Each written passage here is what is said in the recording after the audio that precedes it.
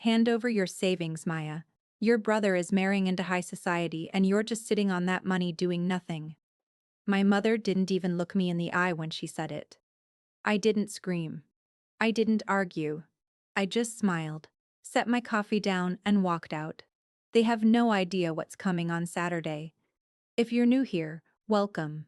Stick around till the end. You're not going to want to miss this one. Drop a comment and tell me where you're watching from, and if you haven't already, hit like and subscribe. Okay, let me back up. My name is Maya Whitfield. I'm 31 years old, and I live in a one-bedroom apartment on Delancey Street in Providence, Rhode Island, 3 blocks from the hospital where I work as a surgical nurse. I've been there 7 years. Before that, nursing school, and before that, a childhood that I spent a long time convincing myself was normal. I grew up in a house on Marchwood Avenue with my parents, Diane and Robert, and my younger brother, Connor. He's 28 now. Back then, he was the golden child. And I don't say that bitterly. I say it because it was simply, factually, the architecture of our house. Connor's soccer trophies lined the mantel. My report cards, stray days, semester after semester, went into a drawer. I remember being 9 years old, showing my mother a spelling test with 100 written in red pen at the top, and she glanced at it for maybe 2 seconds before turning back to Connor, who'd scraped a C on his, and telling him it was okay, that he tried his best, that trying was what mattered. I want to be clear about something before I go further. This isn't a story about hating my family.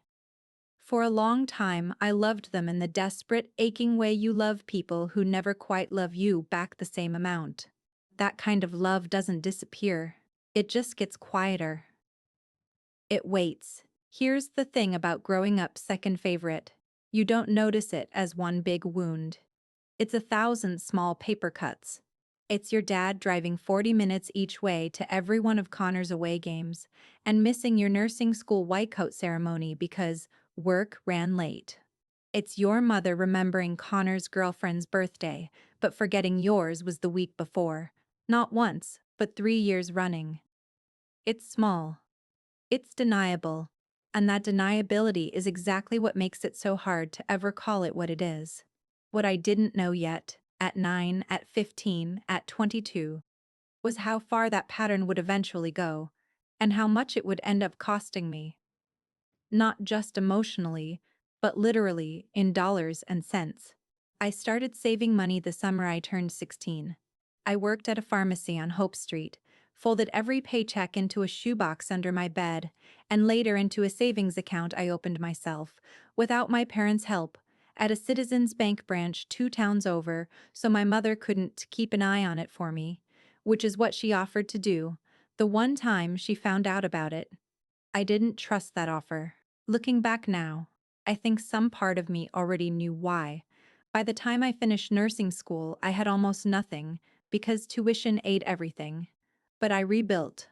Slowly, methodically. The way you learn to do things when nobody's coming to catch you, if you fall. Extra shifts. A strict budget. No vacations for years. By the time I turned 30, I had $43,000 sitting in that account, earmarked for a down payment on a condo I'd been eyeing on the east side. The first real thing that was ever going to be entirely, completely mine. Connor, meanwhile, had a different trajectory.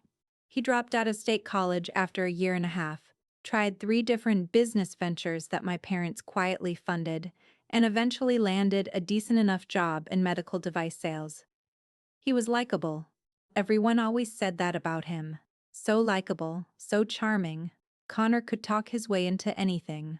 What people didn't say out loud, but I noticed for 15 years running, was that Connor could also talk his way out of anything. And my parents let him. Every single time. Then, 8 months ago, Connor got engaged to a woman named Bethany Castellano, whose family owns a chain of upscale event venues across New England. And that's when everything in my family's carefully maintained architecture started to shift, fast, in a direction I never saw coming. Not toward Connor working harder or saving smarter or growing up. It shifted toward me. The first sign was small. My mother started calling more, asking casually about how work was going, how my finances were, whether I'd started thinking about buying property yet. I should have recognized the pattern immediately. I'd watched her do reconnaissance my whole life, gathering information before making a move. But I wanted to believe, foolishly, that she was just being a mother. That she was finally, at 31 years old, curious about my life for its own sake. I was wrong, and I was about to find out exactly how wrong on a Tuesday evening in March, over a dinner I didn't know was actually an ambush. My mother invited me to dinner at the house on Larchwood Avenue, said it was just family, nothing special, and I remember actually feeling glad, driving over because we hadn't all sat down together in months. I brought a bottle of wine. I brought the version of myself that still wanted, even at 31, to be enough for them. Connor and Bethany were already there when I arrived, along with my father, and the table was set with the good china, the kind that only came out for holidays or company we were trying to impress. That should have been my second clue. Bethany was lovely, genuinely. Soft-spoken, polite, clearly a little uncomfortable, though I didn't understand why until later. We made small talk through the salad course. Then, somewhere between the entree and dessert, my mother set down her fork with a particular kind of deliberateness I recognized from childhood, the kind that meant a decision had already been made and this dinner was just the delivery mechanism. Maya, honey, we wanted to talk to you about the wedding. I said I was excited to help however I could. Pick out a dress, help with invitations, whatever they needed. My mother smiled the way she smiles when she's about to ask for something enormous while making it sound reasonable. The Castellanos are hosting the reception at their Newport property. It's going to be beautiful. Just the flowers alone, the catering. It's a level we're not used to, and your father and I want to make sure Connor doesn't feel embarrassed in front of Bethany's family. Okay, I said slowly. So what do you need from me? That's when my father, who almost never spoke first in these conversations, said, "We were thinking, since you don't have kids and no mortgage yet, that you could help cover part of it. 40,000 would really make the difference." I actually laughed, a short, confused sound, because I thought it was a joke or I'd misheard. $40,000. You have savings, my mother said, like she was reminding me of a fact I'd forgotten about myself. You're single, Maya. You don't need it sitting there. Connor is starting a whole life. A marriage. A family, eventually. He needs a foundation. I looked at Connor, waiting for him to say something. To tell them this was absurd, to say he'd never ask me for that. He looked down at his plate. Bethany looked mortified, twisting her napkin in her lap, and I understood in that moment she hadn't known this ambush was happening either. I need that money for a down payment, I said. I've been saving for a decade for this. My mother's face did the thing it always did when I said no to her. A flicker of genuine hurt, quickly replaced by something colder. A condo will still be there in a year, Maya. Your brother's wedding is in June. This is a once-in-a-lifetime moment for this family, and you're worried about real estate. It's not once in a lifetime for me to lose $40,000, I said. That's 10 years of my life. And that's when she said it. The line that's been playing on a loop in my head every day since. You're single, you don't need it. Connor has a real future ahead of him. What exactly are you saving it for? Nobody at that table defended me. Not my father, who just rearranged the peas on his plate like they'd suddenly become fascinating. Not Connor, who still hadn't looked up. Not even Bethany, though I could see in her eyes she wanted to. The silence went on long enough that it became its own answer. I didn't scream. I didn't cry, not there, not in front of them. Because I'd learned a long time ago that tears in that house were just more ammunition, proof that I was too sensitive, too emotional, never proof that I'd been wronged. I set my napkin down, thanked my mother for dinner in a voice so calm it surprised even me, and left. I sat in my car outside that house for 11 minutes before I could make myself drive. And somewhere around minute 6, something in me shifted. Quietly. Permanently. I wasn't angry in the loud way. I was angry in the way that reorganizes your whole nervous system. Because this wasn't really about $40,000. It was never really about the money. It was about being told, plainly, finally, out loud, what I'd suspected my entire life, that in that family, my needs were negotiable and Connor's were sacred. What I didn't tell them that night, what I didn't even fully admit to myself yet, was that this wasn't the first time money in my family had quietly moved in Connor's direction while a story got built around it. I just hadn't ever had proof, and I was about to start looking for it. The next morning, I called my father's sister, my Aunt Carol, who'd never much cared for my mother's favoritism and had said so, quietly, at Thanksgivings for years. I didn't call her to vent. I called her because I remembered something she'd mentioned once, years ago, almost in passing, about a trust our grandmother had set up before she died, one that was supposed to be split evenly between me and Connor when we each turned 25. I turned 25 6 years ago. I'd never seen a dollar of it. Aunt Carol went quiet on the phone for a moment, and then she said, "Maya, I assumed your parents told you about that years ago." That single sentence told me everything and nothing at once. She explained what she remembered. Our grandmother Eleanor had set aside a trust before she passed when I was 19, meant to be split evenly between me and Connor, each of us to receive our half at 25. Aunt Carol had been at the reading of the will. She remembered the number $60,000, total, 30 each. She'd never followed up on it because it wasn't her business, and she'd trusted my parents as executors to handle it properly. I hung up the phone and sat on my kitchen floor for a long time. Here's the thing about growing up trained not to ask questions, even as an adult, even as a woman with a full-time job and her own apartment and a decade of financial discipline behind her. Some old, obedient part of me still hesitated before picking up the phone to confront my parents directly. So instead, I did what I do best. I got methodical, I got quiet, and I started building a case, the way I imagine a detective might, except the crime scene was my own childhood bedroom.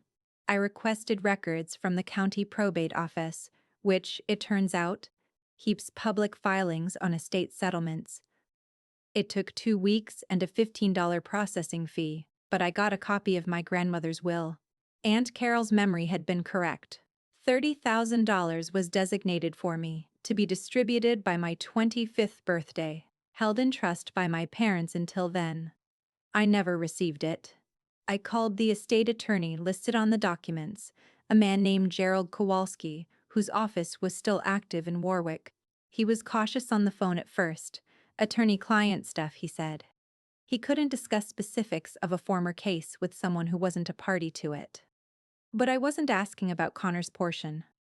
I was asking about mine. Eventually, he agreed to pull his old file and get back to me. While I waited, I made a decision that surprised even me. I didn't confront my parents yet. I wanted the full picture first, because I'd learned, over 31 years, that partial confrontations in my family always ended the same way. With me made to feel crazy, dramatic, ungrateful, while the actual facts got quietly buried under my mother's hurt feelings. This time, I wanted facts they couldn't spin. That's when the midpoint twist hit, and it wasn't the one I expected. Gerald called me back on a Thursday afternoon while I was on my lunch break at the hospital, sitting in my car in the parking garage because it was the only quiet place I could find. He told me that according to his old file notes, the trust hadn't just been given to Connor early or split unevenly. It had been fully liquidated 9 years ago, both my portion and Connor's, and the funds had been transferred into a joint account under my parents' names. Both portions. $60,000. 9 years ago, when I was 22 and Connor was 19, 3 years before either of us was even supposed to receive it. I sat in that parking garage and did the math out loud, like saying the numbers might make them make more sense. 9 years of growth in even a modest investment account. 9 years of my money, sitting somewhere, being used for something, while I worked pharmacy shifts and later double hospital shifts and ate cereal for dinner to build my own savings from zero. I asked Gerald if there was any documentation of what the money had been used for. He said estate attorneys don't typically track fund usage after a legal transfer like that. His job ended once the trust was properly dissolved and moved, and legally, my parents were within their rights as trustees to manage it as they saw fit, until we came of age, provided it was ultimately used for our benefit or returned to us. Provided it was used for our benefit. That phrase sat with me for days. I thought about the family trip to Cancun when I was 23, the one I couldn't afford to join because I was in nursing school. But Connor went, my parents footing the whole bill, calling it a graduation gift for finishing his second attempt at an associate's degree. I thought about the used car my parents bought Connor when he turned 24. Cash, no loan, no strings. While I was still riding the bus to nursing clinicals because I couldn't justify the expense. I thought about a dozen small mysteries from my 20s that had never quite added up, and I realized, sitting in that parking garage with my sandwich going soft in its wrapper, that I finally had the receipt. I texted Aunt Carol that night, I need your help with something, and I need you to keep it between us for now. She wrote back within a minute, whatever you need, honey. I've waited a long time for someone in that family to ask the right questions. I had 11 weeks until the wedding. And for the first time in my life, I wasn't walking into a family gathering to keep the peace. I spent those 11 weeks building something I never imagined I'd need to build. A paper trail against my own parents. Gerald agreed, cautiously, to provide a certified copy of his file notes if I ever needed them for legal purposes. Aunt Carol dug through old boxes in her attic and found a birthday card my grandmother had written me the year before she died, mentioning the trust by name, in her own handwriting. For Maya's future, when she's ready for it. I photographed everything. I made copies. I didn't tell a single other person in my immediate family what I knew.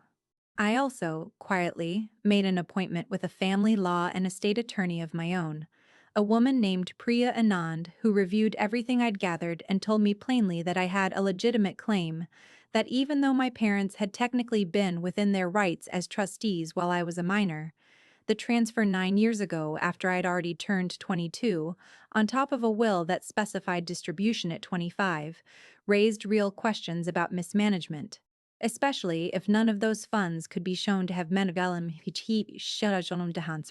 She said I could pursue it quietly through mediation, or I could pursue it loudly. That choice, she said, was entirely mine. I thought about my mother's voice at that dinner table. You're single, you don't need it. I thought about $30,000 of my own inheritance, gone, absorbed into a life that never once considered giving me the same soft landings it gave Connor. I decided I didn't want quiet anymore. I'd spent 31 years being quiet, and it had gotten me exactly nowhere. The wedding rehearsal dinner was held at the Castellano family's Newport property, the same venue my parents wanted my $40,000 to help fund. 3 days before the actual ceremony, I RSVP'd yes. I showed up in a dark green dress, hair done, looking, by every outward measure, like a woman who'd made peace with everything.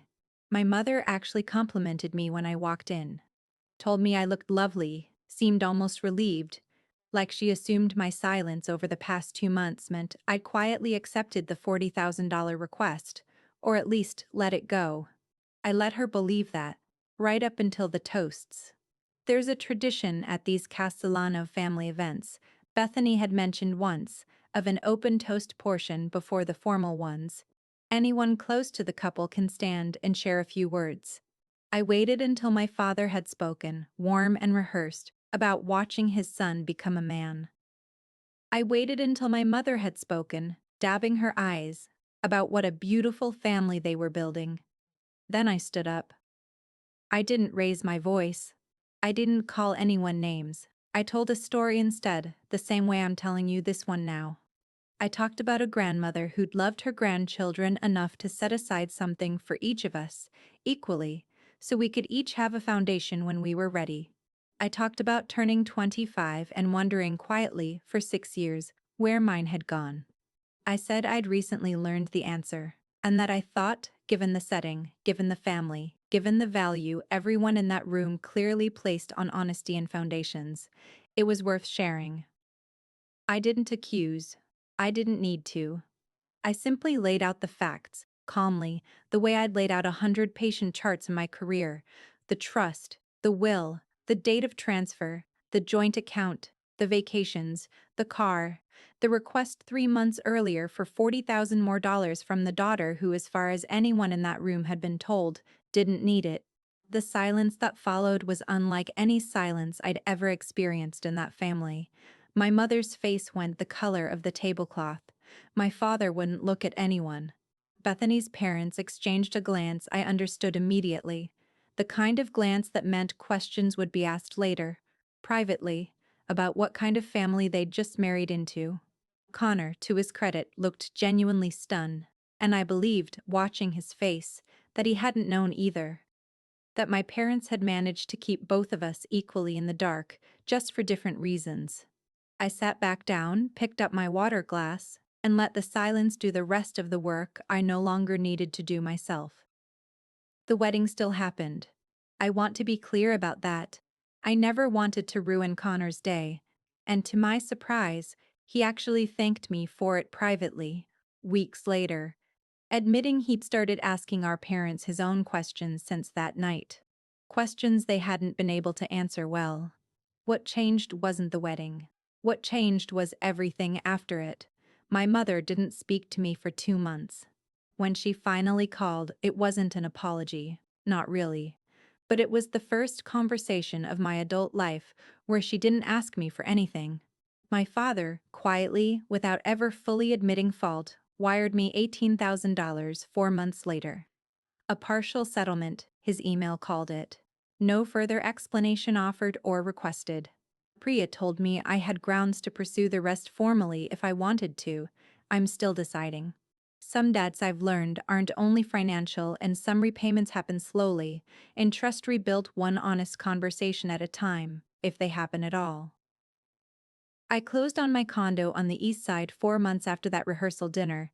Different number than I planned, smaller down payment, a few more years on the mortgage than I'd hoped for. But it's mine. Every square foot of it, mine. Built on money nobody can ever again tell me I didn't need. Looking back now, I don't think that dinner table moment was really the beginning of my story. I think it was the ending of a much older one, the one where I kept quiet to keep the peace, where I accepted less because someone told me I needed less. I don't accept that anymore. And if there's one thing I'd want anyone watching this to take with them, it's this: silence doesn't protect you. It just delays the moment you finally ask the right questions.